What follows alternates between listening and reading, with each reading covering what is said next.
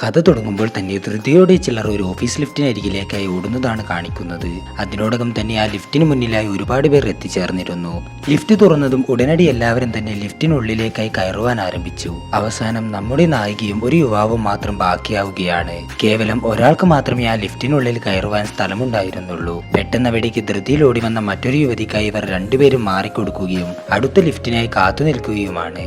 ഇതിനിടയിൽ അവിടേക്ക് ഫോണിൽ സംസാരിച്ചു കൊണ്ടുവന്ന മറ്റൊരു ചെറുപ്പക്കാരന്റെ പാന്റിന്റെ സിബ് തുറന്നിരിക്കുന്നത് കണ്ട് നായിക പതിയെ ചിരിക്കുകയും ഇത് കണ്ട് നായികയുടെ അടുത്തുണ്ടായിരുന്ന യുവാവ് അവളെ ശ്രദ്ധിക്കുകയുമാണ്.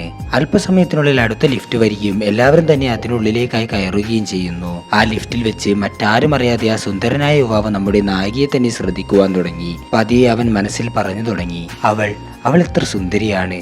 അവളുടെ ചിരിയും കൂടാതെ ആ കഴുത്തിലെ കറുപ്പ് മറുകും അവളെ കൂടുതൽ സുന്ദരിയാക്കുകയാണ്. സത്യത്തിൽ ഇവിടെ ആ യുവാവ് കഴിഞ്ഞ 3 ആഴ്ചയായി നമ്മുടെ നായികയെ അവൾ അറിയാതെ പിന്തുടരുകയാണ്. പേരോ ജോലിയോ ഒന്നും അറിയാത്തതിനാൽ എന്നും അവൻ കൃത്യമായി അവളോടൊപ്പം പോകാൻ ആ ലിഫ്റ്റിന് മുന്നിൽ വന്ന് നിൽക്കുമായിരുന്നു. അവളെ തന്നെ നോക്കി നിൽക്കുന്നതിനിടയിൽ പതിയെ അവളുടെ പെർഫ്യൂമിന്റെ മണം അവന്റെ ഹൃദയമിടിപ്പ് കൂട്ടുകയും അവിടെ വെച്ച് അവൻ അവളെ ഗാഢമായി കെട്ടിപ്പുണരാൻ തോന്നുകയും ചെയ്യുന്നു.